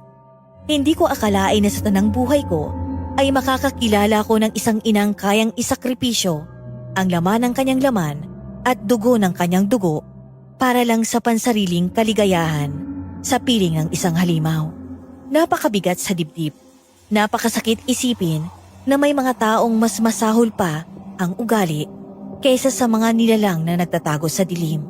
Kung tutuusin, mas halimaw pa itong si Bella kaysa sa totoong aswang na nakaharap ko sa bubong nung nagdaang gabi. Ang aswang pumapatay para kumain at mabuhay. Pero si Bella, papatay siya ng sarili niyang mga anghel para lang masunod ang sarili niyang kamunduhan. Tiningnan ko si Rafael na tulala at tahimik na umiiyak sa tabi ng kapatid niya. Habang si George ay napasandal na lang sa pader sa sobrang pagkabigla. Ngayon ay malinaw na sa akin kung bakit ganun katindi ang puwersang sumubok bumasag sa proteksyon ko. Dahil doon, napagpasyahan ko na sa sarili ko na hindi ako aatras sa labang yun. Sabi ko sa sarili ko, hindi nila makukuha si Ronnie at Maya habang nandito ako. Hindi ko pa rin matanggap. Hanggang ngayon, parang sasabog ang utak ko sa mga nalaman natin kay Kuya Royet. Paano nagawa ni Ate Bella ang ganong klaseng kababuyan? Umupo ka muna, Raf. Wala na tayong magagawa para baguhin ang nakaraan at ang mga naging desisyon ng hipag mo. Ang mahalaga ngayon ay kung paano natin sila pipigilan. Pero Fiesta, paano nga ba? Naitaboy mo nga yung halimaw kagabi gamit ang baril. Pero babalik at babalik pa rin yun hanggat gusto nilang makuha ang mga bata. Hindi naman pwedeng habang buhay tayong nakakulong dito sa bahay. Tama si George. May limitasyon din ang mga bala natin eh. At hindi natin alam kung kailan siya atake ulit. Bak mamaya, magdala pa ng iba pang kauri niya ang aswang na yun para lusubin tayo rito. Hindi na natin gagamitin ng baril. Maliit na porsyento lang ng problema natin ang pisikal na aswang na yon. Ang pinakaugat ng lahat ng ito, ang nagbibigay ng daan para makalapit ang halimaw na yun sa mga bata, ay si Bella. Si Ate Bella? Paano mangyayari yun kung wala naman siya dito sa Manila? Naiwan siya sa probinsya, di ba? Raf, malinaw sa mga nangyayari na hindi lang basta sumama si Bella sa aswang na yon. Pinag-aralan niyang paggamit ang itim na mahika. At sa tingin ko, hindi lang dun sa bakasyon nila nagsimulang lahat. Bago pa man sila pumunta sa probinsyang yon, kilala na ni Bella ang halimaw na yon. Plinano niyang lahat ng ito. Ibig mong sabihin, sinadya niyang dalhin sina Kuya Royet at ang mga bata doon para ialay? Matagal na siya nag-aaral ng pangkukulam? Eksakto. Walang ordinaryong taong basta-basta makakagawa ng ganun kalakas na sumpa para padugoy ang tenga ng sarili niyang anak mula sa malayo. Kailangan ng mahabang panahon para matutunan ng ganitong klaseng ritual. Binuksan ni Bella ang sarili niya sa dilim at siyang nagsisilbing tulay ng aswang papunta dito sa bahay niyo. Hindi naman makakalapit ang aswang na yun basta-basta sa mga batang nabinyagan kung walang pahintulot ng guardian nila. Kung siyang tulay, anong kailangan natin gawin? Pupuntan ba natin siya sa probinsya para tapusin siya? Hindi na natin kailangang umalis. Tatalunin ko ang aswang at si Bella gamit ang mga orasyon ko. Dito mismo sa loob ng bahay ninyo. Pupuntiryahin ko si Bella. Puputulin ko ang koneksyon niya sa mga bata. Lalabanan ko siya ng karunungan laban sa karunungan. Karunungan laban sa karunungan. Ibig mong sabihin, gagamit ka rin ng itim na mahika, Fiesta. Marunong ka rin bang kumulam at manakit ng tao gamit ang mga ganyan? Oo, Raf. Halos lahat ng mga albularyo o albularya marunong gumamit ng itim na mahika. Hindi mo pwedeng gamutin ang isang sumpa kung hindi mo alam kung paano ito ginawa o kung paano ito gumagana. Nasa sa amin na lang yun kung paano at saan namin gagamitin ang kaalaman namin. Pinili kong manggamot, pero sa pagkakataong ito, gagamitin ko ang lahat ng alam ko para sirain ang ginagawa ni Bella. Nakita ko ang paglunok ni Rafael at ang pamimilog ng mga mata ni George matapos kong sabihin yon. Siguro ay ngayon lang nila naintindihan na ang linyang naghihiwalay sa isang manggagamot at sa isang mangkukulam ay napakanipis lang. Pero buo na ang loob ko. Hindi ako papayag na magtagumpay ang maitim na balak ng babaeng yon. Inayos namin ang buong bahay pagpatak ng dilim. Napagdesisyonan namin na sa iisang malaking kwarto na lang matulog. Magkakasama kami ni Rafael, Ronnie, Maya, habang si George at Manang Fe naman ay nandun sa kabilang mga kwarto. Nilagyan ko ng mga nakabaliktad na walis tingting at asin ang lahat ng tabi ng pinto at bintana. Bago ako matulog, umusal ako ng mahabang proteksyon para sa isip at kaluluwa ni Ronnie at Maya. Akala ko ay sapat na ang harang na ginawa ko para makapagpahinga kami ng maayos. Pero nagkamali ako. Hindi pisikal na katawan namin ang pinuntirya ni Bella ng gabing yon. Hanggang kailan mo balak magmatigas hamak na albularya? Ibigay mo na sa akin ang mga anak ko. Hindi mo sila mga anak. Wala kang karapatang tawagin silang sayo pagkatapos mo silang ibenta sa halimaw na yan. Masyadong matabil ang dila mo para sa isang taong nakagapo sa sarili niyang panaginip. Hindi mo ba alam na nasa teritoryo ka namin ngayon? Kahit nasang lupalo pa tayo ng impyerno, hindi niyo mabubuksan ang pinto ng bahay ni Rafael. Hanggang pananakot lang kayo dito sa isip ko. Tingnan natin kung hanggang saan ang itatagal ng katapangan mo, Fiesta. Vladimir, turuan mo ng leksyon ng babaeng yan. Ipakita mo sa kanya kung gaano kasakit ang humadlang sa mga plano natin. Isang malaking kasiyahan ang pagbigyan ka, mahal ko. Ang laman ng mga manggagamot ay matagal ko na rin hindi natitikman.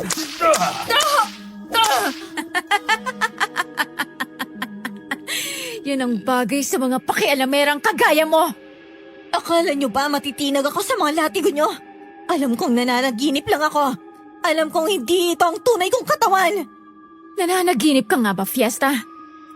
O baka naman nakalimutan mo na ang anumang mangyari sa kaluluwa mo rito ay direktang mararamdaman ng pisikal mong katawan doon sa kinahihigaan mo. Mapoprotektahan mo ba ang mga bata kung ikaw mismo ay magigising na duguan? Mas mabuti pang mamatay akong lumalaban kaysa isuko sa inyo mga inosenteng bata. Mga duwag kayo! Harapin niyo ako sa mundo ng mga buhay kung talagang matapang kayo! Masyado kang maingay. Tapusin na natin ang paghihirap mo. Akin na ang puso mo! Nakagapos ang mga kamay at paa ko sa mga baging na may matatalim na tinik. Nakikita ko ang sarili ko sa isang madilim na kakawiyang amoy asopre at nabubulok na dugo. Kaharap ko si Bella. Nakangiti ng pagkalaki-laki, suot ang isang itim na bestida habang nakasandal sa dibdib ni Vladimir. Ang aswang ay nasa buo nitong nakakakilabot na anyo. Ang bawat paghampas ng latigo ng aswang na si Vladimir sa likod ko ay nag-iiwan ng nagbabagang sakit na tumatagos hanggang sa buto ko. Alam kong nananaginip lang ako. Ginagamit ni Bella ang itim na mahika niya para hilahin ang kamalayan ko sa dimensyon nila habang tulog ako. Gusto nilang pahinain ang proteksyong inilagay ko sa mga bata. Pinipilit kong gisingin ang sarili ko, pero napakalakas ng puwersang pumipigil sa akin. Tuwing pipikit ako para umusal ng panggising na orasyon, lalong humihigpit ang mga baging na nakapulupot sa leeg ko. Hanggang sa naglakad palapit sa akin si Vladimir. Itinaas niya ang kanyang kanang kamay. Nakita ko ang paghaba ng mga kuko niyang parang patalim. Naramdaman ko ang malamig na hangin bago niya ibulusok ang kanyang kamay papunta sa puso ko. Pero bago pa lumapat yon sa balat ko, naramdaman kong may yumuyugyog sa akin. Fiesta! Fiesta! Gumising ka! Buksan mo mga mata mo! Diyos ko! Fiesta, ayos ka lang ba? Kanina ka pa sumisigaw ng nakapikit. Tapos nanginginig ang buong katawan mo. Ang mga bata, nasan si Ronnie at Maya? Ligtas ba sila? Ligtas sila. May bigang tulog nila sa kabilang kama. Pero ikaw, Fiesta, tingnan mo ang mga braso at leeg mo. Ano ba ang mga yan? Bakit may mga sugat ka? Wala to. Mga simpleng galos lang ito. Anong simpleng galos? Mga latay yung, Fiesta. Namumulat nagdurugo ang balat mo habang nagdideliroy ka kanina. Bigla na lang gumuguhit yung mga latay na yun sa katawan mo na parang may humahampas sa'yo ng latigo kahit wala naman. Kumalma ka, Rav. Huwag kang sumigaw at baka magising natin ang mga bata. Ayos lang ako. Buhay pa ako, salamat. Paano kung kakalma? Pinapatay ka na nila nang hindi man lang natin nakikita. Dadaling kita sa ospital. O sa lolo mo. Hindi na tama to. Raf, makinig ka sa akin. Wala tayong pupuntahan. Hindi ako matitinag ng mga simpleng latay lang na pinadadaan sa panaginip ko. Sinusubukan lang akong takutin ni Bella para isuko ko ang proteksyong inilagay ko sa bahay nito. Hindi ako susuko sa kanila. Bakit mo ba ginagawa to, Fiesta? Bakit mo sinusugal ang sarili mong buhay para sa mga batang ilang araw mo palang nakikilala? Pwede ka naman umalis na lang at iligtas ang sarili mo. Maintindihan ko kung gano'n ang gagawin mo. Nakokonsensya akong nadadamay ka sa gulong to. Napaupo ako sa kama habang sapu-sapo ang dibdib ko. Ramdam na ramdam ko pa rin ang hapdi ng bawat latay sa balat ko na parang totoong hiniwa. Kumuha si Rafael ng malinis na basang tuwalya at dahan-dahang pinunasan ang mga nagdudugong parte ng braso ko. Sa kabila ng takot at pag-aalala sa mga mata niya, nakita ko ang isang taong handang gawin ang lahat para sa pamilya niya. Tumingin ako kina Ronnie at Maya na payapang natutulog sa hindi kalayuan. Ang inosenteng mukha nila ang nagbibigay sa akin ng lakas para tiisin ang lahat ng sakit. Wala silang kaalam-alam na sa mga oras na ito, nagkaisang sarili nilang ina at isang halimaw para tapusin ang buhay nila. Hindi ko pwedeng hayaan na mangyari doon. Fiesta, bakit hindi ka makasagot? Bakit ka nagpapakamartir para sa amin? Hindi mo naman kami kaano-ano. Binabayaran lang kita para magbantay, hindi para mag-alin ng sarili mong buhay. Dahil walang ibang gagawa, Raf. At dahil alam kong walang kasalanan ng mga bata sa kabaliwan ng ina nila. Hindi ko kayang pabayaan na lang sila, lalo na napamahal na rin sila sa akin. Kahit ilang araw ko pa lang silang nakilala. Nakakaawa nga naman ang mga pamangkin ko. Yung mismong taong dapat na mag-aruga sa kanila, yun pang nagpapahamak sa kanila. Ang sakit-sakit isipin, Fiesta.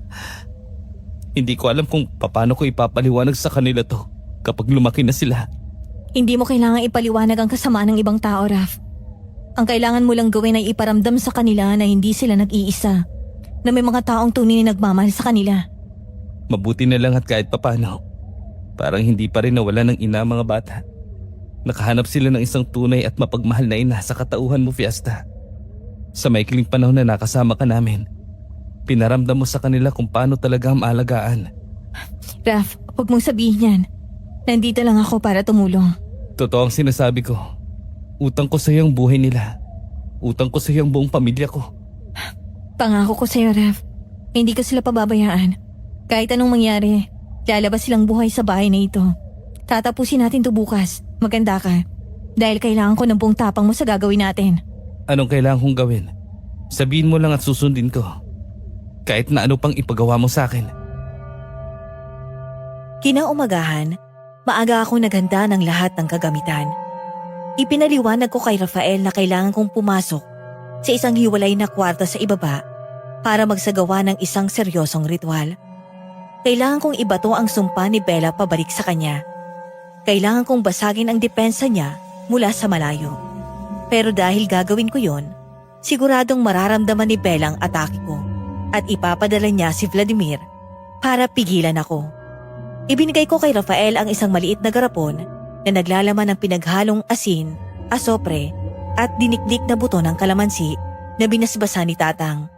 Itinuro ko sa kanya kung paano yun isasaboy sa mukha ng aswang kung sakaling makapasok ito sa bahay. Binigyan ko rin siya ng isang tansong punyal na matagal nang nakatago sa mga gamit ko. Ikinulong namin sina Manang Fe, George at ang mga bata sa pinakaligtas na kwarto. Naiwan si Rafael sa labas ng kwarto ko para maging huling linya ng depensa. Nang isara ko ang pinto ng kwarto ko, pinatay ko ang lahat ng ilaw at nagsindi ng 7 itim na kandila na inayos ko ng pabilog sa sahig. Umupo ako sa gitna.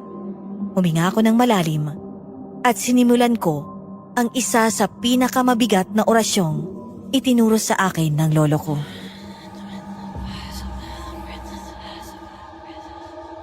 Sa ngalan ng mga ninunong nagtanggol sa liwanag, tinatawag ko ang kaluluwa ng inang nagkasala sa kanyang mga anak. Haharap ka sa akin ngayon din! Ipinapawalang bisa ko ang sumpang itinali mo sa iyong mga kadugo.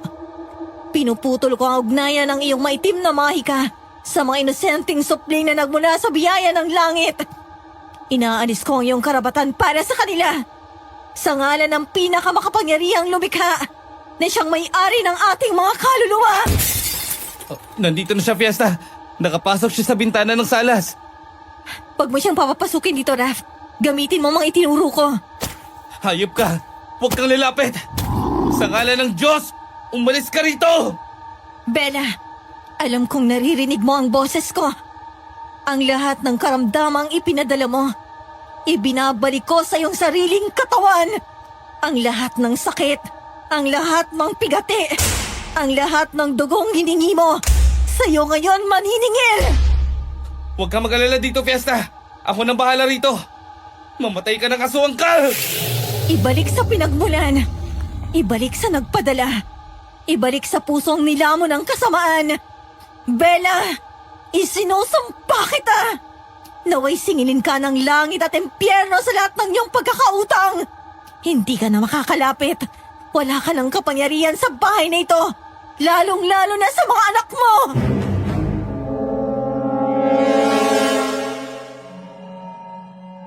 Ramdam na ramdam ko ang matinding pagyanig ng buong kwarto habang binibigkas ko ang mga huling salita ng orasyon. Parang may hindi nakikitang puwersang nagtutulakan sa loob ng utak ko. Nakikita ko sa isip ko ang mukha ni Bella na namimilipit sa sakit habang pilit na pinipigilan ang mahikang ibinabalik ko sa kanya. Ang mga kandilang nakapaligid sa akin ay biglang lumiyab ng napakataas bago tuluyang namatay ng sabay-sabay. Sa labas ng kwarto, dinig na dinig ko ang kalabog ng mga sirang upuan at ang malakas na pag-ungal ni Vladimir. Naririnig ko ang boses ni Rafael na buong tapang na lumalaban. Isinasaboy ang garapon ng asopre at iwinawasiwas ang tansong punyal na ibinigay ko. Bawat sigaw ni Rafael sa labas ay sinasabayan ko ng mas malakas na pag-usal ng orasyon sa loob upang lalong palakasin ang laban niya sa aswang. Naramdaman ko ulit ang pamamasa ng ilong ko. Tumutulo na naman ang mainit na dugo mula rito. Pero hindi ko pinunasan. Hinayaan ko itong pumatak sa sahig bilang alay ng sarili kong lakas. Kailangan kong manalo. Kailangan kong sirain ang kapit ni Bella. Ibinaling ko ang buong enerhiya ko sa huling bahagi ng ritual.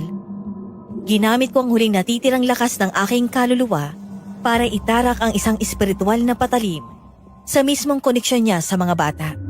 Isang malakas na putok ang yumanig sa buong bahay na sinundan ng isang nakabibinging katahimikan. Napadilat ako, habol ang aking hininga, habang nakatitig sa dilim ng kwarto. Doon ay naramdaman ko, wala na.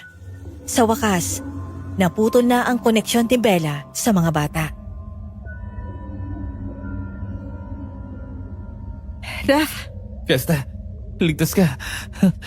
Ayos ka lang ba? ayos lang ako. Tapos ng ritual. Ikaw, mukhang sugatan ka. Hindi. Daplis lang to na makukuha niya sa braso ko nung sinusubukan niya akong dambahin. Pero tingnan mo to, Fiesta. Napatay ko siya. Napatay ko ang aswang. Huwag kang masyadong makampante. Nasaan si naman ng Fat George? Ligtas bang mga bata sa kabilang kwarto? Ligtas sila. Nakakandado pa rin ang pinto nila. Tulad ng inutos mo. George! Manang Fe! Ayos na! Pwede na kayong lumabas dyan! Raf! Diyos ko! Ano yan? Bakit ganyan ang itsura niyan? Patay na ba yan? George, huwag mo lalapitan. Raf, kailangan nating ilabas ang katawan niyan. Tulungan mo akong hilahin siya papunta sa likod bahay. Likod bahay? Bakit doon natin dadalhin?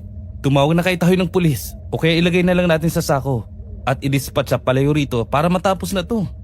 Mahihirapan kang magpaliwanag sa mga pulis dahil hindi nila maiintindihan ang makikita nila. At mas lalong hindi mo pwedeng itapon lang yan sa kung saan. Dahil hindi pa siya tuluyang patay, Raf. Ano? Paano hindi pa patay? Hindi na nga huminga yan eh. Ubus ng lakas niya at napinsala natin ang katawan niya. Pero ang mga aswang nakatulad niya, kapag naiwan sa dilim o itinago mo lang sa sako, unti-unti ang manunumbalik ang lakas at siguradong babangon ulit para gumanti o tumakas. Kailangan natin siyang tarakan ng tulos na gawa sa kawayan sa mismong dibdib niya para hindi na siya makalipad. Tulos na kawayan? Sige, may mga kawayan kami sa likuran. Ako na ang puputol at gagawa ng tulos. Kukuha na rin ako ng maso. Wala nang nagawa si George at Manang Fe, kundi panoorin kami habang hinihila namin ni Rafael ang napakabigat na katawan ng aswang palabas ng salas. Ang baho ng dugo nito ay kumakapit sa sahig, kaya kinailangan pa itong linisin agad ni Manang Fe para hindi umalingasaw sa buong kabahayan. Pagdating namin sa likod bahay, kung saan maraming puno at damo, itinumba namin ang patihaya ang halimaw. Mabilis na pumutol ng makapal na kawayan si Rafael gamit ang itak na kinuha niya sa bodega. Tinapyasan niya ang dulo nito hanggang sa maging kasing talim ng sibat. Nanginginig pa ang mga kamay niya nang iabot niya sa akin ang kawayan. Ako na mismo ang nagtapat ng matulis na dulo nito sa mismong gitna ng dibdib ng aswang. Pagkatapos ay inutusan ko si Rafael na pukpukin ang kabilang dulo gamit ang mabigat na maso. Sa unang palo pa lang, biglang dumilat ang mga mata ng halimaw at umatungal ng napakalakas. Patunay na tama ako at hindi pa nga ito tuluyang nalalagutan ng hininga. Pero hindi kami tumigil. Pinalo ni Rafael ang kawayan hanggang sa bumaon nito ng tuluyan sa dibdib ng aswang at tumagos sa lupa. Paano na ngayon to, Fiesta? Wala na siyang lakas. Hihintayin na lang natin ang sikat ng araw. Doon lang siya tuluyang matatapos. Grabe. Hindi ko akalain na aabot sa ganito ang buhay ko. Ang buong akala ko nun, sa mga pelikula lang at comics mangyayari to. Yung pumapatay ng aswang gamit ang kawayan? Ipinagtanggol mo lang ang pamilya mo, Raf. Kung hindi ka naging matapang ngayon, baka tayong lahat ang nakahandusay rito. Paano sa Ate Bella? Sabi mo, naputol na ang sumpa dun sa loob ng kwarto. Wala na siyang koneksyon sa mga bata. Ibinigay ko na sa kanya pabalik lahat ng mahikang ginamit niya. Pati na rin ang lahat ng sakit at sumpang idinulot niya. Ibig sabihin, hindi na siya manggugulo pa sa atin kahit kailan. Ligtas na talaga si Ronnie at Maya. Hindi na siya makakalapit kahit anong mangyari. Panigurado yun. Mabuti naman kung ganun. Tingnan mo, sumisikat ng araw, Fiesta. Sabay kaming napatingin sa gawing silangan kung saan unti-unti nang sumisilip ang araw. Pagdampi ng unang sinag ng araw sa balat ng nakapakong aswang, bigla itong umusok. Nagkikisay ang halimaw sa aming harapan, pero wala itong magawa dahil sa kawayang nakatarak sa dibdib nito. Nakakapanandig balahibo ang tunog na nasusunog na laman nito na walang kasamang apoy. Parang unti-unting natuyo ang laman nito at hinigop ng hangin ang kabuuan niya. Ilang minuto lang ang lumipas, ang malaking halimaw na sumugod sa amin ay naging isang tuyot na bangkay na lang. Ang tanging natira na lang ay ang mga buto at makapal na balat nito na parang tuyong dahon. Natuyo siya, Fiesta. Tapos nang maliligayan niyang araw. Wala na tayong dapat ikatakot. Sandali lang. Kukuha ako ng gasolina sa garahe. Sunugin na natin to ng tuluyan nang maging abo na. Huwag, may gagawin ako sa kanya. Bakit? Iwan mo lang dyan. May paggagamitan ako dyan. Panggagamitan? Ano namang gagawin mo sa budot balat ng isang aswang? Hindi ko na sinagot ang tanong ni Rafael. Ngumisi na lang ako habang nakatingin sa tuyong balat at buto ng aswang. Hindi niya kasi alam kung gaano kahilig ang lolo kong si Tatang sa mga ganitong klaseng tropeyo. Sigurado kong kapag naiuwi ko ang mga buto at balat na ito sa probinsya, tuwang-tuwa na naman ng matanda at gagawin pa itong palamuti sa sala namin para ipagmayabang sa mga kapwa niya albularyo. Iniwan na namin ang labi ng aswang sa likuran at bumalik na kami sa loob para tulungan si Manang Fe sa paghahanda ng almusal. Nang magising ang dalawang bata, wala silang kaide-ideya sa madugong laban na nangyari habang natutulog sila. Ganun pa man, naging maayos na ang lahat pagkatapos nun. Unti-unti nang bumalik sa normal ang buhay ng dalawang bata at ng kanilang buong pamilya. Papa! Papa! Nandito ka na! Mga anak, Ronnie, Maya. Halika kayo rito kay Papa. Namiss ko kayo ng sobra. Mabuti naman at nakauwi ka na, kuya. Sabi ko naman sa iyo tapos na ang kalbaryo natin. Ligtas na ang mga bata. Maraming salamat sa iyo. At sa inyo. Kung hindi talaga dahil sa inyo, baka nabaliw na talaga ako ng tuluyan sa ospital na yon. Kayo ang nagligtas sa pamilya ko. Wala yon, Kuya Royet. Ang tapang nitong kapatid mo at talo na ni Fiesta. Sila talagang tumapos sa aswang na sumugod dito. Kami ni Manang Fe, tagadasal lang kami sa loob ng kwarto. Fiesta, utang ko sa iyo ang buhay ng mga anak ko. Hindi ko alam kung paano ako makakabawi sa lahat ng ginawa mo para sa amin. Huwag niyo na pong isipin yun, Kuya Royet. Ang malagay magkakasama na ulit kayo ni Naron at Maya. Nang ligtas at malusog. May isa pa pala akong kailangan sabihin sa inyo, Ra. Tungkol ito kay Bella. Anong balita sa kanya, kuya? Bago ako lumabas ng mental hospital, kaninang umaga, may tumawag sa akin mula sa isang ospital doon, sa probinsya, na pinagbakasyon na namin. Natagpuan daw nilang patay na si Bella sa isang apartment na tinutuluyan niya. Patay na si Ate Bella? Paano raw nangyari? Hindi nila maintindihan kung ano ang kinamatay niya. Sabi ng caretaker na nakatuklas sa katawan niya, nakita na lang daw siyang nakandu sa isa sahig. Bumubula raw ang bibig, tirik ang mga mata, at tigas na tigas ang buong katawan. Parang namatay daw sa sobrang matinding takot at sakit na hindi maipaliwanag ng mga doktor.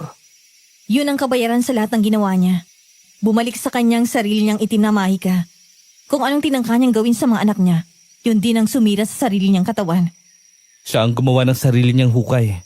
Wala tayong dapat ikaawa sa kanya. Ang mahalaga, tapos na ang lahat ng pananakot nila. Tama ka, Raf. Magsisimula kami ulit. Magsisimula kaming tatlo ng malayo sa anumang kasamaan. Tuluyan na nakabalik sa normal na pamumuhay ang pamilya ni Rafael. Inayos nila ang lahat ng nasira sa bahay at bumalik sa trabaho si Rafael at George. Si Kuya Royet naman ay nagpasyang ibenta ang mga ari-arian nila sa probinsya at tuluyan ang tumira sa iisang subdivision para palaging magkakasama ang buong pamilya. Naging tahimik at payapa ang lahat. Pero para sa akin, may isang bagay na nagbago na hindi ko inaasahan. Ang lalim yata ng iniisip natin Kanina pa kita pinapanood dito mula sa pintuan. Nakatitig ka lang sa mga bulaklak. Iniisip ko lang kung paano ako magpapaalam kina Ronnie at Maya. Malapit na kasing matapos ang kontrata ko rito sa inyo.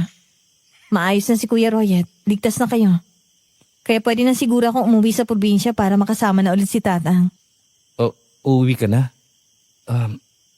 Paano kung sabihin ko sa'yong ayoko nang umalis ka? Baliw ka ba? Wala na akong gagawin dito. At saka kailangan ko ring bumalik para makapag-ipon ulit at maituloy ang pangarap kong maging guro. Nakakaya namang tumambay lang ako rito sa inyo. Dito ka mag-aral. Dito ka sa Maynila pumasok. Ako ang magpapaaral sa'yo, Fiesta. Ako ang sasagot ng lahat ng gastos mo. Kahit anong kurso pang gusto mo. Raf, hindi pwede yun. Pinayaran mo na nga ako ng malaki para sa ginawa ko. Tapos papag-aralin mo pa ako. Gusto mo yata akong lumubog sa utang na loob eh. Hindi sa ganon. Gusto ko lang na nandito ka. Nasanay na kasi ang mga bata na nandyan ka palagi. Nasanay na silang ikaw ang nagluluto, ikaw ang nag-aalaga, at ikaw ang sumasama sa kanila sa pagtulog. Masasanay din silang wala ako. Pero ako rin, Fiesta. Nasanay na rin ako na ikaw ang una ko nakikita sa umaga at huli kong nakakausap sa gabi. Hindi ko na yata kayang isiping uuwi ako sa bahay na to na wala ka. Raf, sigurado ka ba dyan sa mga sinasabi mo? Baka nadadala ka lang ng emosyon mo dahil sa mga pinagdaanan natin nung nakaraang buwan. Sigurado ako. Nakahanap ako ng babaeng gusto kong makasama habang buhay. Sa katauhan mo, Fiesta. Hindi ko alam ang isasagot ko sa'yo. Paano si Tatang? Hindi ko siya pwedeng iwan doon ng matagal. E di kunin natin siya. Papuntahin natin siya rito sa Maynila. Ang laki-laki ng bahay natin, oh. Dito siya tumira kasama natin. Aalagaan natin siya. Pumayag ka lang na manatili rito. Dito sa tabi ko.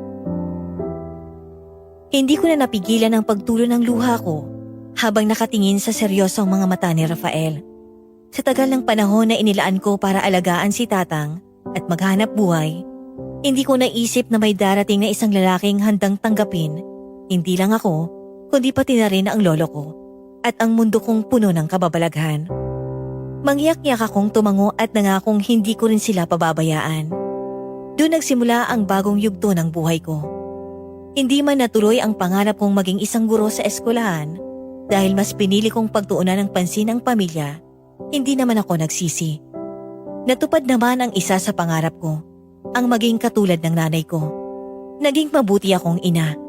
Hindi lang kina Ronnie at Maya na itinuring ko ng parang tunay na mga anak, kundi pati na rin sa sarili naming anak ni Rafael na isinilang ko pagkalipas ng 3 taon. Si Tatang, tuwang-tuwa ang matanda nang sunduin namin siya sa probinsya para tumira sa Maynila. Dala-dala niya pa ang mga gamit niya at syempre, hindi pwedeng mawala ang ipinagmamalaki niyang tropeyo. Yung butot balat ng aswang na tinapos namin ni Rafael at idinisplay ng lolo ko sa isang malaking glass case sa lumang bahay namin sa probinsya. Ginawa niyang palamuti para ipagmayabang sa mga bumibisita. Saka lang namin dinispatsa at sinunog ang butot balat ng aswang nang pumanaw na si Tatang sa edad na 103. Ilang taon na rin ang nakakalipas. Ngayon habang pinagmamasdan ko ang asawa kong si Rafael na kalaro ang mga lumaki na naming anak sa sala, hindi ko maiwasang mapangiti. Akala ko noon, ang pagiging albularya ay isang sumpa na maglalayo sa akin sa normal na buhay. Pero ito pala ang naging susi para matagpuan ko ang pamilyang matagal ko nang ipinapanalangin. Salamat sa pagbabasa ng kwento ko, Miss Neri. Hanggang dito na lamang at mag-iingat kayong lahat. God bless at mabuhay ang lahat ng mga tagapakinig ng kwentong Takip Silim. Sabi nga nila, mas nakakatakot paminsan ang tunay na tao kesa sa mga halimaw na nagtatago sa dilim. Isang nakakakilabot pero nakaka-inspire na kwento mula kay Fiesta ang narinig natin ngayong araw. Dito napatunayan nating hindi lahat ng kadugo ay maituturing na pamilya at minsan, ang tunay na pagmamahal at pag-aaruga ng isang ina ay hindi lang masusukat sa pagiging magkadugo, kundi sa nilalaman ng puso. Nakakalungkot mang isipin ang ginawa ni Bella na naig pa rin ang liwanag dahil sa tapang ng ating bida. Maraming salamat sa pagbabahagi ng karanasan mong ito, Fiesta. Pero bago natin tapusin itong video, baka pwedeng palambing sa inyo mga mahal naming listeners. Mag-like, follow, and subscribe naman kayo sa ating mga sister channels. Ang Sityo Bangungot, Sityo Pangil, Aswang Confessions, Aswang Diaries, Aswang Radio. At meron din pala tayong mga love story channels ha. Ang Miss and Mr. Love and Miss Heart. Aabangan namin kayo doon ha. Kayo mga katakip silim, anong gagawin ninyo kung sarili ninyong kadugo ang magpapahamak sa inyo? Ako pong muli si Miss Neri. Magandang araw po at kita-kits ulit sa susunod nating video.